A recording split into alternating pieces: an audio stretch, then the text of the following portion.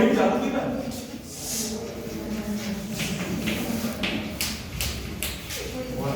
बहुत खराब करता है।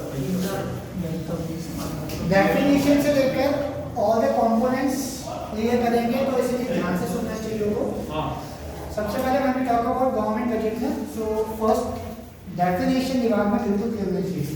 तो गवर्नमेंट बजट हम जब भी बात करते हैं, it is always said that government budget is the annual statement, it is general considered annual statement of estimated receipts. ये एक साल पहले एडवांस में दिया होता है। That is why it is always called it is statement of estimated receipts and estimated expenditure of government. Estimated expenditure of government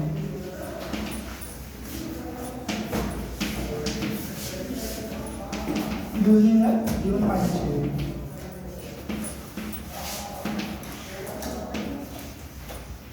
तो ये डेफिनेशन हमें पहले क्लियर होना चाहिए। बहुत सिंपल है।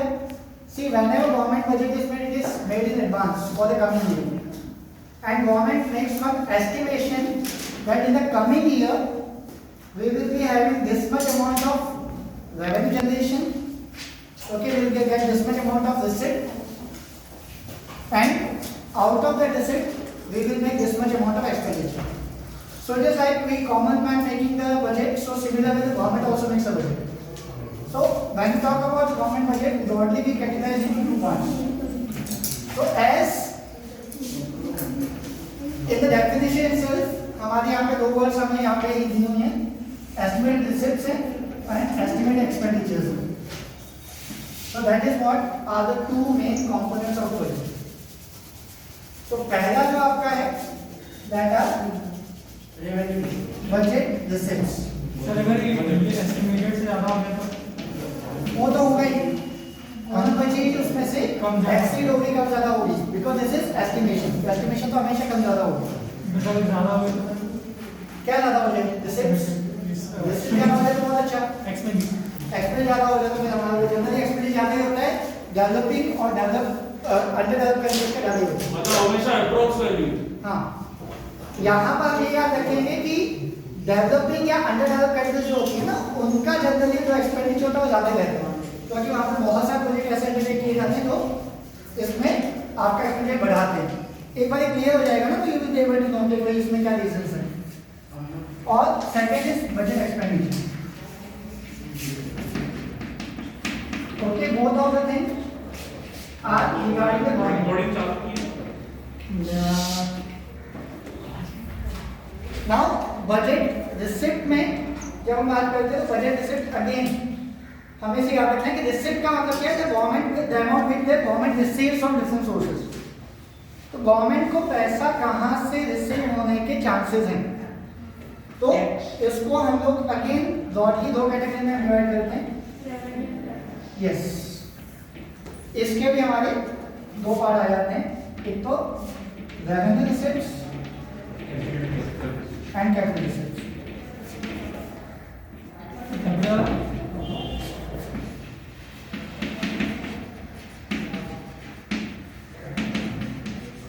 So it is quite obvious that when we talk about revenue receipts, these are the regular sources of income for the government, जो regular source पे उन्हें मिलते रहते हैं, मतलब ये उनके लिए कोई नया चीज नहीं है।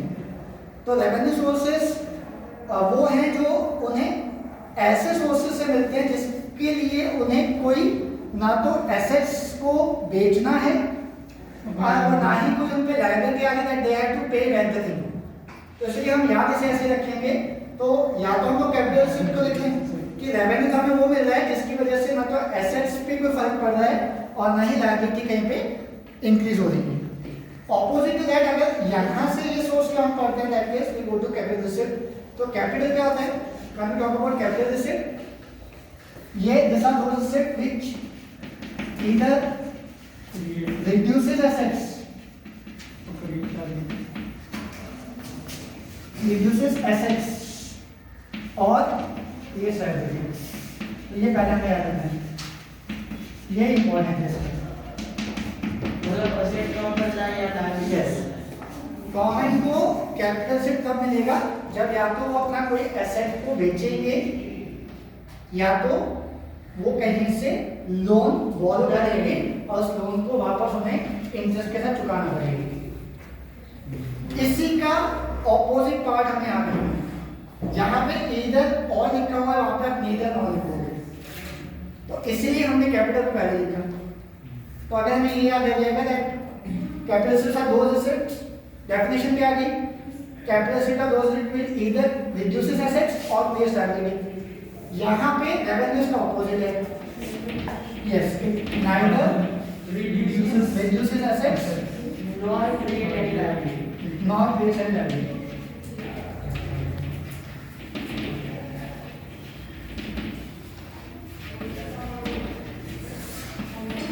ओके, तो ये हमारा मेन इसके डेफिनेशन यहाँ से शुरू करते हुए हम लोग ले आएंगे। तो हमें क्या पता चल गया कि गवर्नमेंट बजट की डेफिनेशन क्या होगी, उसके दो मेन ब्रॉड कैटेगरीज कौन सी होगी, उस ब्रॉड कैटेगरी में सब कैटेगरीज कौन सी होगी। नाउ रेवेन्यू से जब यहाँ बात करते हैं तो सबसे important source of receipt of government is from revenue receipt only, और इसमें जो रिसिप्ट आती है that are from two sources. एक तो आपका आ जाता है tax, okay, government collects number of taxes from us, from the countryman, from the institutions, and second one is non tax, दूसरा आ जाता है आपका non tax receipts, non tax guards. एक एक करके बात करते हैं शांति से ताकि हमें ढंग से याद रहे। तो टैक्स, पहली चीज अगेन टैक्सेशन की हमें डेफिनेशन बतानी चाहिए। तो tax, what is tax? Tax is a compulsory payment made to the government by individual और बाय इंस्टीट्यूशन। टैक्स कंपल्सरी है, you can not deny that we will not pay this tax. If the government has levied any tax, that means it is compulsory for an individual or for an institution to pay. तो इसको इसी तरीके से हम याद रखेंगे, that tax is a compulsory payment to be made by an individual or institution levied by the government. अब taxation की हम बात करते हैं तो ऑब्वियसली टैक्स भी हमारे हमें पता है दो टाइप के टैक्स हम पे करते हैं। हाँ बेटा बोलो क्या पूछना है? क्या लिखा था? Company payment to be made by individual, compulsory payment, हाँ sir, compulsory payment to be made by individual and institution, बाद में डिवाइड बाय Divide. LEVID या डिवाइड की जगह तुम लोग एक बार इंपोज कर सकते हो, इंपोज बाय द गवर्नमेंट। तो taxation impose INPOSD, imposed by। Now taxation जो है उसमें भी हमें दो पार्ट आ जाते हैं, taxes again of two types, एक तो डायरेक्ट और एक इनडायरेक्ट। तो डायरेक्ट टैक्स भी एक होता है और एक इनडायरेक्ट टैक्सेस होता है। Very simple. अगेन ये चीजें जो है ना आपको कई बार कई चैप्टर्स में आपको इसकी डिफरेंसेस या इनके डेफिनेशंस या एग्जांपल्स पूछे जाएंगे। तो सिंपल तरीके से हमें कैसे याद रखना है? Direct taxes are those taxes whose burden as well as its imposition falls on the same person। मतलब जिस पे लगा है वही इंसान उसको पे कर रहा है, तो डायरेक्ट टैक्स है।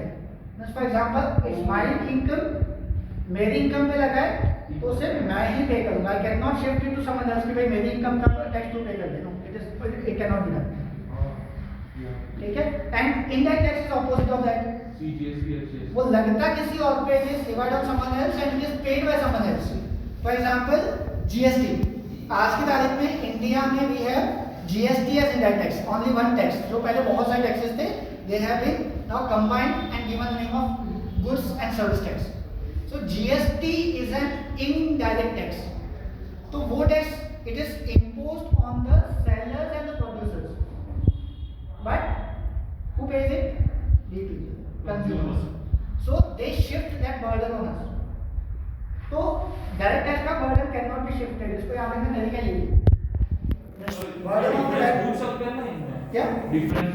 Differences बिल्कुल पूछ सकते हैं, बहुत आते हैं। कॉमनली 3 मार्क्स का क्वेश्चन कई बार आता है इसमें। तो direct tax is levied on someone else, levied on the same person and this burden falls on the same person. जैसे डायरेक्ट टैक्स में इनकम टैक्स आ सकता हाँ वो मैं एग्जांपल दे रहा हूँ, इनकम टैक्स उसमें आएगा। तो डायरेक्ट टैक्सेस वो होते हैं जो हमें पता है कि this much amount we have paid, क्योंकि उसका हमारे पास एक लिखित पार्ट रहेगा, क्योंकि तुम इनकम टैक्स पे कर रहे हो। जैसे फॉर एग्जांपल इनकम टैक्स हो गया, वेल्थ टैक्स हो गया, एस्टेट ड्यूटी हो गई। तो आपके पास जो भी इनकम के सोर्सेज हैं मेनली, उन पे जो टैक्स आप पे कर रहे हो, you have a legal clarification. Even उसके लिए आपको इनकम टैक्स से सर्टिफिकेट भी मिलता है, उसका एक चालान भी मिलता है कि भाई आपने इतना टैक्स हमें पे किया था for that particular financial year. तो direct taxes are that taxes. Indirect taxes are on many commodities. Whatever thing we purchase from a market, we have GST applicable on that. Take the 0%, take the 5%, 18%, कोई अलग-अलग percentages हैं।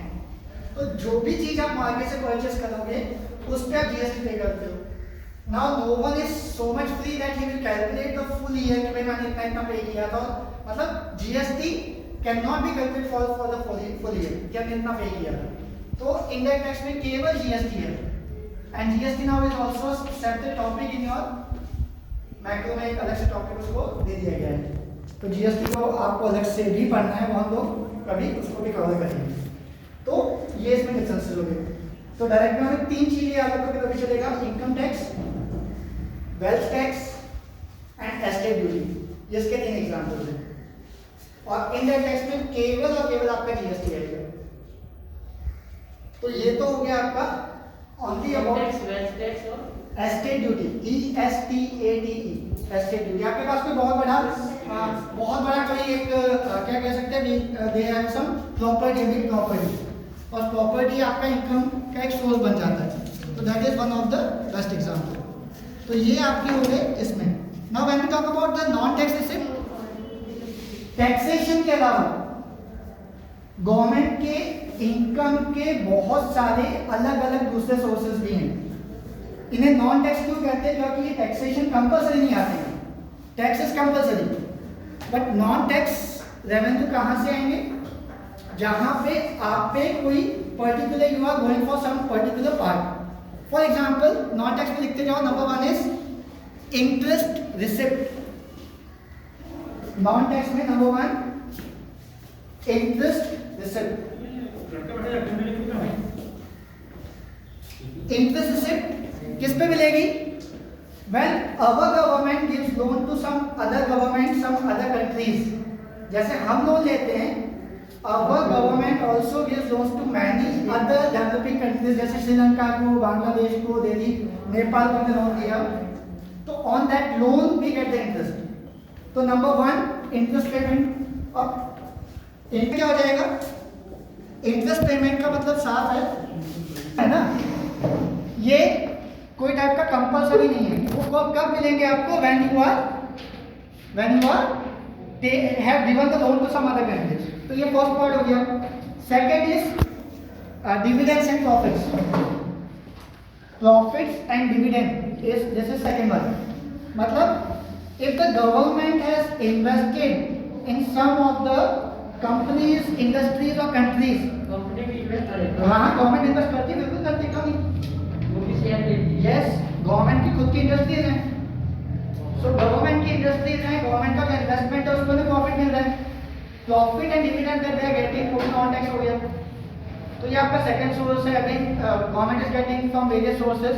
Government की हमने बात की थी ना, नवरत्न है, महारत्न है, तो ऐसी कंपनीज प्रॉफिट कमाती हैं, तो प्रॉफिट डिविडेंड उनका एक पार्ट हो गया। पब्लिक सेक्टर अंडरटेकिंग उसके प्रॉफिट। यस, उसके प्रॉफिट्स है। The third is fees and fines. We are paying different types of fees. Third वाला, फर्स्ट हो गया हमारा इंटरेस्ट पेमेंट्स, सेकंड हो गया dividends and profits, interest payment की receipt, interest receipt, sorry, second है हमारा dividends and profits, fees and third हो गया फीस एंड फाइन्स। ये एक्सप्लेन हम लोग स्कूल की फीस पे कर रहे हैं, ठीक है, we are paying school fee. If you are taking a license of motor vehicle, you have to pay a fees। Okay, अगर आप अपने पास कोई गन रखते हैं तो उसके लिए भी आपको लाइसेंस चाहिए। तो every kind of fee that you are paying for some services that you are getting in return, वो सारी की सारी फीस आपकी इस पर्टिकुलर पार्ट में आ जाएंगी। सर कोई प्रोग्राम हो उसमें एंट्रेंस फीस हाँ वो भी हो सकता है, अगर गवर्नमेंट का भी खुद का प्रोजेक्ट है उसमें उन्होंने फीस रखी हुई है तो that will also come into that category. Fines, दूसरा क्या फाइन, फाइन कहाँ पे लगता है, जब भी आप कोई लॉ ब्रेक करो। For example if you have not paid your income tax in proper time, तो उसके बाद अगर पे करते हो तो पेनल्टी लगेगी। Okay, if you have broken any law, अगर आपने ट्रैफिक लाइट क्रॉस किया तो उसके लिए आपको फाइन आपके घर पे पर्ची लगेगी जो पे। हाँ मैम आ जाएगा आपके घर पे। तो उस टाइप का कोई भी if you have broken any laws, मतलब पब्लिक प्रॉपर्टी नुकसान पहुंचाया है, या तो मान लो आपने कोई भी ऐसा इसका भी टाइम पीरियड होता है, जैसे आपको पेनल्टी लगती है ना, तो पेनल्टी का अगर डेट आपने क्रॉस कर दिया तो उसके ऊपर भी आपको फाइन लगता है। तो सारे तरीके के फीस और फाइन्स जो हैं this are also one type of receipt of the government, ये भी नॉन टैक्स में आएगा। ये हो गया थर्ड। नंबर 4 है एक्सटर्नल ग्रांट्स। एक्सटर्नल ग्रांट्स, बाहर से मिलने वाला पैसा जो हमें लौटाना नहीं। तो ये तो बहुत कम मिलता ग्रांट है। नहीं बहुत मिलता है, कौन मिलता है? कई कंट्रीज को काफी मिलता है। अपने को करो। हाँ अपने को तो नहीं मिलता। हमें भी मिलता है लेकिन नॉट एट दैट बहुत बड़े अमाउंट पे नहीं मिलता। एक्स्ट्रा ग्रांट कब मिलती है आपको, if there is some natural calamities, man made calamities, तो अचानक से भूकंप आ गया, सुनामी आ गई, ऐसे केसेस में the foreign countries give us grants. Grant word का ही मतलब है they will not ask it back, वो हम पे बोझ नहीं है। ओके, वो वन साइडेड पेमेंट है, तो वो नॉन टैक्स जो है that is one of the another part of the non tax receipt. Number 5 special assessment. Number 5 special assessment. चलो बेटे सब चीजें नहीं याद रहेगी। Number 5 is special assessment. Special assessment is simple. Whenever government takes any project into their hands, and because of that particular project, अगर उसकी वजह से उस एरिया में रहने वाले लोगों की प्रॉपर्टी के प्राइसेस बढ़ रहे हैं, फॉर एग्जाम्पल अगर रिवर फ्रंट वर्क, अभी मेट्रो प्रोजेक्ट चल रहा है, फ्लाईओवर्स चल रहे हैं, मोटेरा, ठीक है, हाँ मोटेरा के एरिया में बहुत डेवलपमेंट है, वहाँ से मेट्रो भी निकल रही है। तो जहाँ जहाँ पे अगर गवर्नमेंट डेवलपमेंटल प्रोजेक्ट ला रही है and because of that the value of the property in that area is increasing, तो वहां के लोगों से they will charge special assessment कि आपकी प्रॉपर्टी की प्राइस उनके प्रोजेक्ट की वजह से ही बढ़ी है, that is why they will charge special assessment for that locality people. सबसे नहीं सर ये तो गलत बात है। क्यों गलत है? गलत ही है ना। तुम्हारे एरिया का डेवलपमेंट उन्होंने करवाया and because of their project your value is increased. वरना तुम्हारा प्रोजेक्ट वैल्यू अगर किसी बैकवर्ड एरिया में तुमने ले रखा है कि सस्ता था मकान तुम्हारा, तो वैसे का वैसे ले लो। ओके, नागौर निकोल में ले लो तुम घर, तो वहां पे तुम्हारा वैल्यू क्यों नहीं? यस, तो डेवलपमेंटल की वजह से जो प्रॉपर्टी की प्राइस इंक्रीज होती है तो उस वजह से it will be considered as special assessment. तो ये हमारा कंप्लीटली हो गया रेवेन्यू रिसिप्ट्स। ठीक है, क्लियर? तो बजट रिसिप्ट में रेवेन्यू रिसिप्ट, उसके आगे 2 part tax and non tax. Tax के भी further 2 parts, direct and indirect taxes, और नॉन टैक्स में हम लोगों ने जो 5 चीज की बात की। हाँ सर, आपने जो स्पेशल असेसमेंट बोला तो हाँ। जैसे कि मोटेरा में और मेट्रो में तो लोग सबके रहते हैं। यस ऑफ कोर्स, फिर जहाँ जहाँ मतलब जो रोड पे कोई प्रॉपर्टीज होंगी जो मेट्रो प्रोजेक्ट के पास में जिनकी वैल्यूएशन उसकी वजह से बढ़ी है, उन सबसे लेंगे वो स्पेशल असेसमेंट। ठीक है, तो जिनका घर है वैसे टेंशन मत लेना बेटा में, तो दैट विल हैपन। लेकिन वो बहुत इतना भारी का अमाउंट नहीं होता कि तुम लोगों पे बोझ पड़े। They will take a very minimum amount, 500-600 depends on the valuation कितनी इंक्रीज हो रही है। डन? इसमें कोई डाउट है तो पूछो। ये कंप्लीट बजट रिसिप्ट में अब किसी के मार्क्स नहीं कटने चाहिए, यहां से लेकर यहां तक सारी डेफिनेशंस क्लियर होनी चाहिए। Okay, this you should know, this you should know. ये बहुत इंपॉर्टेंट है क्योंकि जब भी आप क्वेश्चन आएगा identify the following as revenue receipt और कैपिटल रिसिप्ट, तो आपको रीजन यही देने हैं। अगर ये सारे इनके पार्ट हैं तो जितना भी इसमें आ गया tax, non tax, direct indirect taxes, और जितने मैंने फीस, फाइन्स, स्पेशल असेसमेंट लिखवाए, सारे के सारे आपके हो गए ऑन द रेवेन्यू उसमें एसचीट्स भी आ जाएंगे ना? सॉरी एसचीट्स भी आएंगे, यस एसचीट्स भी आएंगे, एसचीट एसचीट प्रॉपर्टी है तेरा पास। Yes thank you for reminding. और तेरा कोई वो नहीं है। एसचीट इज गवर्नमेंट ले लेती है। वापस में आती है कहते हैं ना जब इंसान आता है तो खाली हाथ आता है, खाली हाथ जाता है। हाँ। तो अगर कोई इंसान लास्ट रह गया है, मतलब उसकी कोई मैरिज नहीं है, उसके भाई वगैरह कोई नोन नहीं है और उसकी प्रॉपर्टी है, in case of his death if no one is there to claim his heir, कि भाई हमारा उसका कोई वारिस नहीं आता सामने के देने के लिए, और ना ही उन्होंने अपनी कोई विल लिखी है कि भाई मैं इसके नाम जायदाद करके जाता हूँ। जनरली क्या होता है, लोग अपनी विल लिख के जाते हैं कि मैं किसी के नाम करके जाते हैं, लेकिन जिस इंसान का कोई नहीं होगा he will not prepare any will, और उसकी डेथ के बाद अगर उसकी प्रॉपर्टी का कोई लीगल है, लीगल है होना चाहिए जो जिसका हक बनता है, अगर वो क्लेम करने नहीं आता है तो that kind of property goes to the government. भाई किसके पास जाएगी? ऑफ कोर्स जब कोई नहीं रहा उसका लीगल है तो it will be taken over by the government, तो वो गवर्नमेंट के पास जाएगी, तो वो छठा नंबर हो जाएगा आपका estates. Clear? Capital receipts very important, क्योंकि ज्यादातर क्वेश्चन इसमें से आते हैं और गलतियां भी इसी में होती हैं। तो बच्चा अब क्या capital receipt, capital receipt clear है कि ईदर रिड्यूसेस एसेट्स और क्रिएट लायबिलिटी। तो सबसे पहली चीज हम लायबिलिटी की बात करेंगे। लायबिलिटी सबसे पहली किसकी वजह से आएगी? Borrowings.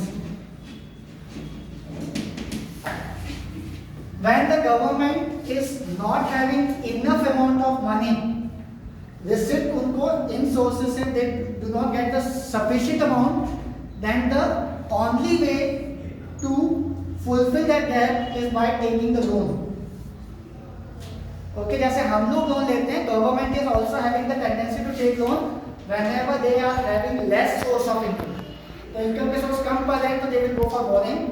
This borrowing may be taken from the general public, from the commercial bank, from the RBI, from the other countries of the world, from the international organizations like IMF हो गया आपका या वर्ल्ड बैंक हो गई। So they will take a loan, और ये loan आपका borrowing है। World bank. तो जब borrowing आप करोगे, आपने अब हमें पता ही है, हम लोगों ने 1991 में borrow किया था। तो whenever we borrow from international agencies or from internal sources also we have to pay back, government has to pay back। तो जब गवर्नमेंट को उसे पे बैक करना है तो borrowings create liability।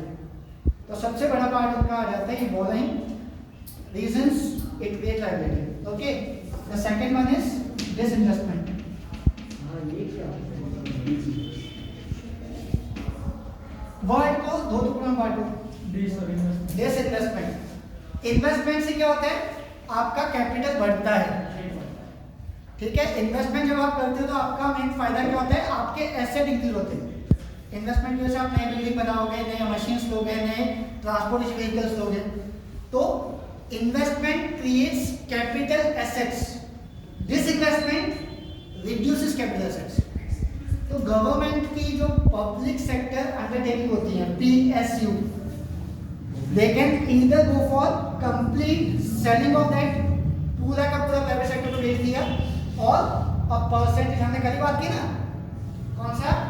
दो चीजें हमने कल बात की थी और 25 को, एक तो था minority sale and strategy sale. तो either they can sell less than 40 or up to 49% of that, तो माइनॉरिटी सेल आ गई, या तो फिर मोर देन 51% ऑफ मोर, तो उस केस में हम कहा जाएगा ये स्ट्रेटजी सेल। तो disinvestment is selling a part और fully the PSU to the private sector. Private sector को बेच दिया। यस, प्राइवेट सेक्टर को पब्लिक सेक्टर इंडस्ट्री को पूरा का पूरा बेच देना है, उसका कुछ शेयर परसेंटेज ऑफ शेयर उसको सेल कर देना। तो ये हो जाएगा आपका डिसइन्वेस्टमेंट। ओके, और लास्ट आपका बचता है recovery of loans. Number 3, recovery of loan. हाँ, ये चीज बहुत कंफ्यूज करती है, I will explain that thing. Recovery of loan quite simple. The central government gives loan even to the state government and union territories also।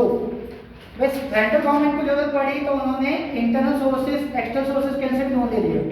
अगर state government को जरूरत पड़ेगी तो वो कहाँ जाएगी?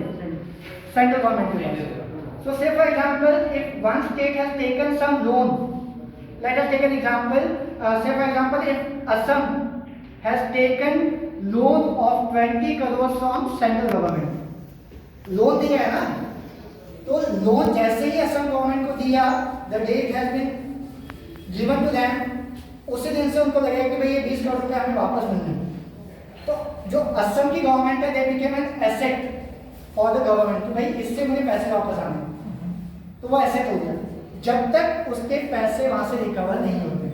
The day the full amount is recovered, जब loan वापस दे दिया आफ्टर 2 इयर्स, मान लो कि असम ने that loan has been given back, it has been taken by the central government, उन्हें वापस मिल गया पूरा, तो रिकवर कर लिया।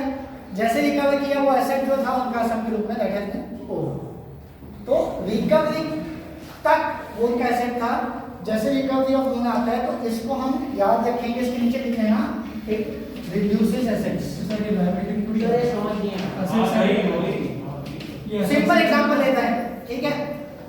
मान लो मेरा दोस्त मेरे पास आता है और मुझे कहता है आके कि यार मुझे 10,000 रुपए चाहिए, आई हैव द अमाउंट, मैं उसे 10,000 रुपए दे देता हूँ, ठीक है। अब मुझे 10,000 रुपए की जरूरत नहीं है, मैं भूल जाता हूँ कि कोई बात नहीं तो आराम से देना, लेकिन दिमाग में चलता रहेगा कि यार मेरे 10,000 रुपए तो हैं सेफ, कभी जरूरत पड़ेगी तो मैं उससे वापस मांगूंगा। तो वो मेरा दोस्त मेरे लिए ऐसे बन गया कि मेरे 10,000 रुपए तो इससे आ गए, समझ आ गया? वो मेरे ऐसे बन गया कि भाई 10,000 रुपए तो मेरे सेफ है, कभी भी मांग सकता हूँ, मेरे हैं वो। लेकिन जिस दिन वो मान लो 10 दिन बाद आके बोलता है कि ये पकड़ अपने 10,000 रुपए, मुझे मैं फ्री, तो 10,000 रुपए जैसे मिल गए वो मेरा एसेट खत्म हो गया, तो वो मेरा रिडक्शन इन एसेट। तो इसीलिए अगर गवर्नमेंट किसी को लोन देती है तब जब तक पेमेंट वापस नहीं आता तब तक वो एसेट है, जैसे ही रीपेमेंट आ गया तो एसेट खत्म हो गया। क्लियर? इसके 3 ही पार्ट है। अब इसमें एक चीज याद क्या रखनी है, इनमें ये 3 चीजें इंपॉर्टेंट है। इन 3 में से जब आप फिस्कल डेफिसिट कैलकुलेट करते हो तब ये काम की चीज है। इसमें से एक चीज आपकी वेरी इंपॉर्टेंट है, दिस बोरोइंग्स। जब भी आप कैलकुलेशंस करोगे न्यूमेरिकल्स का, तो न्यूमेरिकल्स में you will not take borrowings, borrowings को आप कभी भी इंक्लूड नहीं करोगे न्यूमेरिकल्स में, बोरोइंग्स इज नॉट इंक्लूडेड। और एंड आफ्टर कैलकुलेटिंग, इस चैप्टर में 3 कैलकुलेशंस हैं। नंबर 1 इज रेवेन्यू डेफिसिट, पहला आप कैलकुलेट करोगे रेवेन्यू डेफिसिट। देखो डेफिसिट वर्ड ही कॉमन है, डेफिसिट का मतलब क्या हो गया, डेफिसिट तभी होता है when expenditures are more than the receipt. जब आपका खर्चा ज्यादा है और रिसीट कम है वही डेफिसिट है। तो सिंपल लॉस का दूसरा नाम, उसी लॉजिक को तुम याद रखना है। तो अगर आपको रेवेन्यू डेफिसिट कैलकुलेट करना है तो आप क्या करोगे, revenue expenditure minus revenue receipts. तो deficit is always like that. तो जो आपका पहला आएगा वो रेवेन्यू डेफिसिट आता है, सेकंड आप कैलकुलेट करते हो फिस्कल डेफिसिट, नहीं फिस्कल डेफिसिट। फिस्कल डेफिसिट की जो वैल्यू आएगी ना वो हमेशा बोरोइंग्स के इक्वल आएगी। Fiscal deficit and borrowings are always same, and it is logic is very simple. The government will borrow only that much amount जितना उनका fiscal deficit है, क्योंकि उसको हमें जीरो करना होता है। We have to manage, we have to maintain zero deficit in the government budget. तो जीरो डेफिसिट करने के लिए हम लोग उतना ही अमाउंट डाउन करेंगे जितना हमारे ऊपर फिस्कल डेफिसिट का बोझ है। तो इसलिए borrowings it will be always equal to fiscal deficit। तो क्वेश्चन में अगर सब चीजें दी हैं तो आप फॉर्मूला लगा के कैलकुलेट करोगे and after that you will verify कि आपका जो आंसर फिस्कल डेफिसिट का आया that will be equal to the borrowings. अगर वो बोरोइंग के इक्वल आ गया that means you have not made any mistake, और नहीं है तो उसको कहीं चेक करो आपने कोई गलती कर दी होगी, बोरोइंग को इंक्लूड कर दिया होगा। पूरा क्लियर? फिस्कल का बता फॉर्मूले सब कर देंगे। फिस्कल एक्चुअली टोटल डेफिसिट होता है, तो उसका फॉर्मूला होता है total expenditure minus total receipt excluding borrowings. ये एक्सक्लूडिंग बोरोइंग बहुत इंपॉर्टेंट है। Total expenditure minus total receipt excluding borrowings, वो हम करेंगे ऐसे। तो ये हमारा हो गया कंप्लीट बजट रिसिप्ट्स। हाँ कुछ डिसइन्वेस्टमेंट का मतलब क्या है? Every year the government plans to remove those industries जो लॉस में जा रही हैं। पब्लिक सेक्टर के पास भी बहुत सारी इंडस्ट्रीज होती हैं। अब इंडस्ट्रीज इसलिए बनाई जाती हैं because they will give them profit. ठीक है, हम भी कोई इंडस्ट्री बनाएंगे तो हमें प्रॉफिट। तो पीएसयू भी इसी मकसद से इंडस्ट्रीज का एस्टेब्लिश करती है कि उन्हें प्रॉफिट मिले। But because of some reasons, मान लो कि वो लॉस में चल रही है तो गवर्नमेंट विल वेट, एक साल वेट करेगी लॉस में, फिर बाद में सेकंड ईयर रिकवर कर देंगे, सेकंड ईयर भी गए, थर्ड ईयर भी गए, they will wait for few years कि भाई लॉस झेल रहे। आफ्टर द लिमिट वो कहेंगे no, it is not, now it is a limit, we will not continue this PSU. तो क्या करेंगे? या तो उस पीएसयू का कुछ हिस्सा प्राइवेट सेक्टर को बेच देंगे, या तो वो पूरी की पूरी इंडस्ट्री प्राइवेट सेक्टर को बेच देंगे। तो कुछ परसेंटेज ऑफ शेयर बेच दिए या तो पूरी इंडस्ट्री बेच दी। इन दोनों चीजों को हम डिसइन्वेस्टमेंट करते हैं। मतलब पीएसएल को बेच दिया वैसे, यस, पूरा पार्ट बेच दिया। थोड़ा पार्ट ऐसे धीरे धीरे प्राइवेटाइजेशन इंडिया में बहुत सारे सेक्टर्स का होता है, बहुत सारे सेक्टर्स का ग्रेजुअली होता है, इंटरनेट चल रहा है प्रोसेस में। तो जब भी हम किसी का कुछ परसेंटेज बेचें या पूरा प्राइवेट सेक्टर बेच दें ताकि वो लॉस मेकिंग से प्रॉफिट मेकिंग में आ सके, तो उसको हम लोग डिसइन्वेस्टमेंट कहते हैं। ओके, पर लेकिन सर पहले से लॉस में था, प्राइवेट वाले भी कुछ प्राइवेट वाले लेते हैं क्योंकि एक्चुअली क्या इंडस्ट्री ऑलरेडी एस्टेब्लिश्ड है, मशीन्स हैं, लेबर्स हैं। वो हो सकता है इंडस्ट्री इसलिए लॉस में जा रही है क्योंकि पब्लिक सेक्टर की है, तो वहाँ पे लोग मैनेजमेंट ध्यान नहीं दे रहे। तो प्राइवेट जैसे टेक ओवर करेगी उसमें क्या होता है, मान लो कि एक बहुत बड़ी फैक्ट्री है जिसको एस्टेब्लिश करने में और मशीन खरीदने में 50 करोड़ का खर्च है, लेकिन जब वो डिसइन्वेस्टमेंट में आएगी क्योंकि लॉस मेकिंग है तो बिकेगी 30 करोड़ में, तो उनको फायदा है ना। 50 करोड़ की बिल्डिंग होती है, इसके लिए बिल्ड होता है, इसके लिए बोली लगती है, जो हाईएस्ट बिल्डिंग पार्टी होती है वो दे जाती है। तो मिनिमम से स्टार्ट करते हैं, और इसको लेकर के हमारे आईडी में एक चैप्टर जिसमें काफ़ी कुछ बताया गया है कि प्रॉफिट मेकिंग पीएससी कुछ सेल क्यों नहीं करना चाहिए, हम कल जो बात कर रहे थे तो वो भी करेक्ट टॉपिक है। क्लियर? पक्का ये वाला पॉइंट, तो इसको रिलेट करके हम लोग दूसरा लिखेंगे।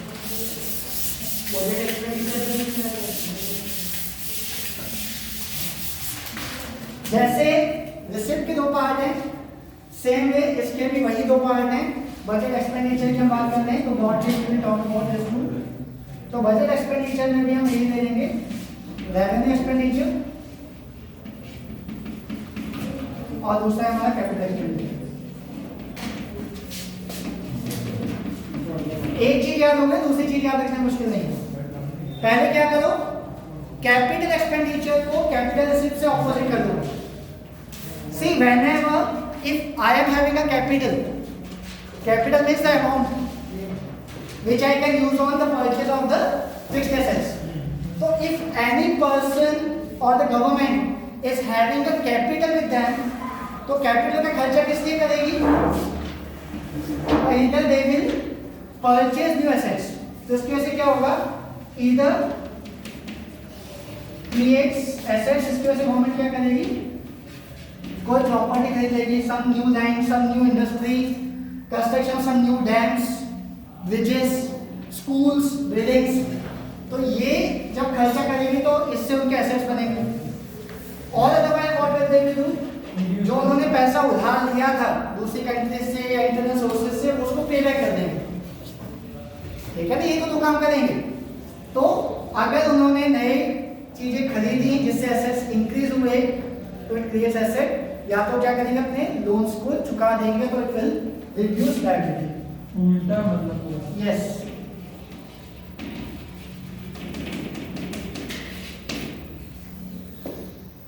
इसका ऑपोजिट है, लिख दो नीदर नॉर, जहां पे इधर वाले वहां नीदर नॉर कर दो। तो revenue expenditure neither creates assets. इसको इसी तरीके से याद रखना है। कई बार हम केवल लिख देते हैं do not have effect on asset liability, नहीं, हम लोगों को प्रॉपर्ली उसको याद रखना है। तो revenue expenditure neither creates assets nor reduces liability. बोलो। इसको क्या करता है मतलब रिवेन्यू एक्सपेंडिचर हाँ, सब रिवर्स ऑफ रेवेन्यू क्या नहीं, हम लोग इसे इनके ऑपोजिट याद रखेंगे।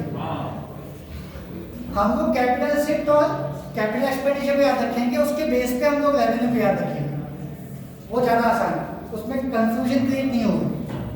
तो ये हमारे अब एक्सपेंडिचर की बात करते हैं, तो सबसे पहला रेवेन्यू एक्सपेंडिचर, गवर्नमेंट को जो रेवेन्यू सीट में जाता है उसमें सबसे इंपॉर्टेंट पार्ट चला जाता है सैलरीज एंड पेंशंस। जितने भी गवर्नमेंट के एम्प्लॉयज हैं working in different government sectors, वो चाहे डिफेंस हो या चाहे कोई और भी गवर्नमेंट सेक्टर हो, उन सारे एम्प्लॉयज को जो सैलरीज दे रही है गवर्नमेंट और जो रिटायर हो चुके हैं उनको पेंशन दे रही है, ये दोनों से उनका ना एसेट बन रहा है ना ही वो पैसा उनके पास वापस आना है। तो that is one of the very important expenditure of the government. ये बहुत बड़ा हमारा हिस्सा इसमें निकल जाता है गवर्नमेंट का। Second is interest payments. Number 2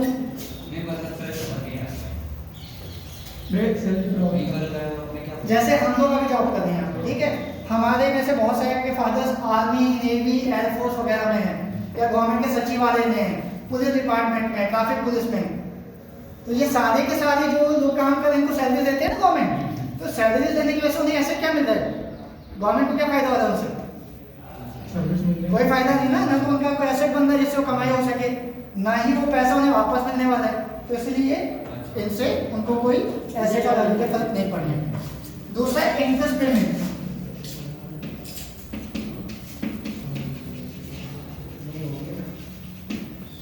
Whenever the government takes a loan लेगी तो उसके ऊपर इंटरेस्ट तो देना पड़ेगा ना, लेकिन इंटरेस्ट का पैसा हमारे प्रिंसिपल, हमारे बोझ पर कोई इफेक्ट नहीं कर रहा है, वो तो हमें केवल एक इंटरेस्ट के रूप में पे करना है, उसके वजह से हमें हमारा लोन कम नहीं होगा। आप जैसे हम लोग होम लोन लेते हैं, एजुकेशन लोन लेते हैं, कार लोन लेते हैं, तो उस पर 2 कंपोनेंट होते हैं। वन इज प्रिंसिपल कंपोनेंट जो मेन अमाउंट है हमने बोरो किया था, and second is interest component. तो शुरुआत में हमेशा देखते हैं होम लोन में बहुत सारा पैसा ना इंटरेस्ट में चला जाता है, तो इंटरेस्ट जो आप पे करते हो ना वो आपका बोझ कम नहीं करता है। तो सिमिलरली व्हेन द गवर्नमेंट पे the interest back on the loan, तो उसकी वजह से उनकी लायबिलिटी कम नहीं हो रही लेकिन पैसा तो ज़्यादा है, तो इसीलिए ये हमारा सेकंड पार्ट आ जाएगा which is called as the interest payment. The third one is subsidies and grants. Subsidy government हमें बहुत सारी चीज़ों पे देती है, तो दैट सब्सिडीज हमारे फायदे के लिए या प्रोड्यूसर्स के फायदे के लिए।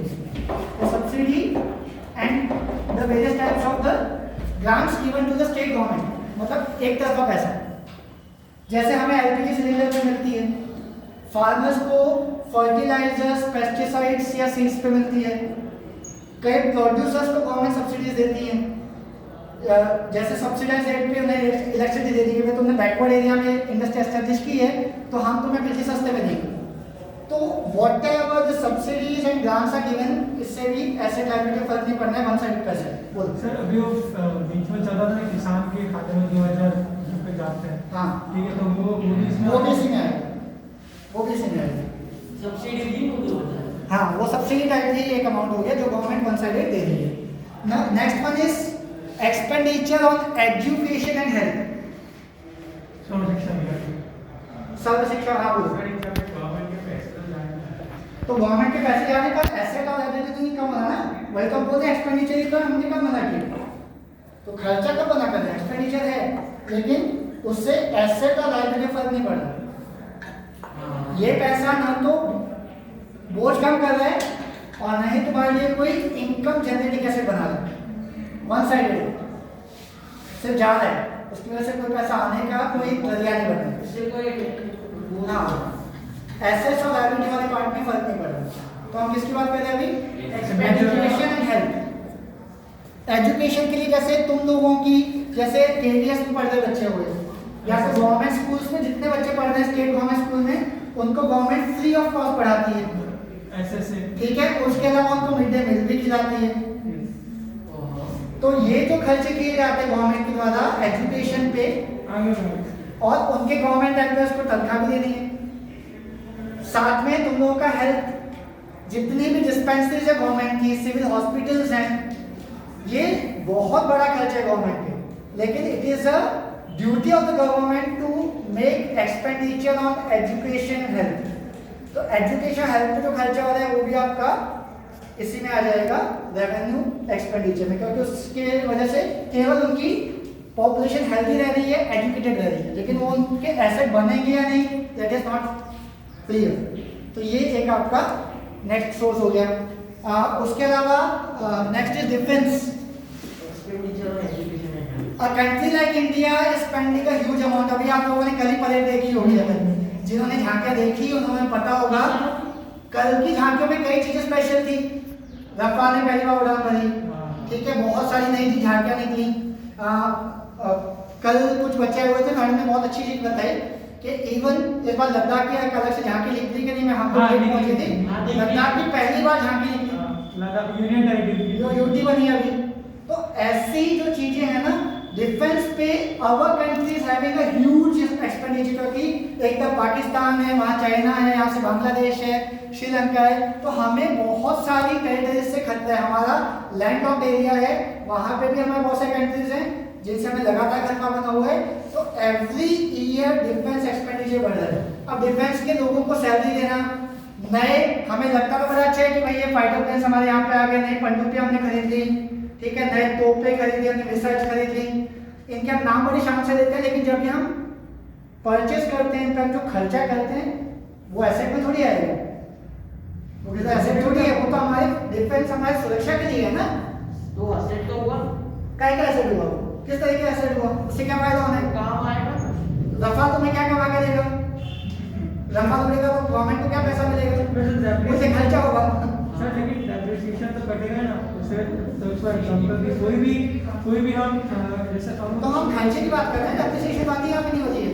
हम तो उन चीजों की बात कर रहे हैं जिसकी वजह से हम लोग मेनली क्या करेंगे, जिसकी वजह से हमारे इन चीजों पे मैं क्या मना कर रहा हूँ, खर्चा नहीं हो रहा है, लेकिन ऐसे खर्चे जिसकी वजह से एसेट और लायबिलिटी पे फर्क नहीं पड़ रहा, वो हम बात कर रहे हैं। खर्चा तो ये दोनों खर्चे तो है, एक्सपेंडिचर कर रहे हैं हम लोग, तुम देख लो, ठीक है, वो डेप्रिसिएशन वगैरह वाली बात तुम्हारी सब ठीक है, लेकिन यहाँ पे हम जो इस पे खर्चा कर रहे हैं that will come to that category. Okay, तो ये हो गए हमारे रेवेन्यू एक्सपेंडिचर। हाँ, डिफेंस, लास्ट वाला डिफेंस उसे समझो नहीं सचिन अभी last. Now next is capital expenditure. Capital expenditure में हम लोगों ने इसकी डेफिनेशन तो यही से क्लियर हो गई। अब इसमें क्या क्या चीजें आएंगी, सबसे पहला construction of roads and bridges. कौन सा डिस्ट्रॉय नहीं हो रहा, रफाल हो रहा है, तो उसकी वजह से गवर्नमेंट को इनकम हो रही है।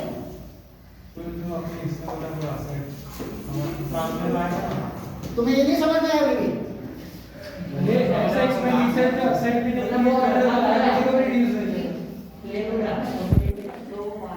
ऐसे खर्चे, ऐसा एक्सपेंडिचर जिससे ना तो कमाई का जरिया बनता है और ना हमारा बोझ कम हो रहा है।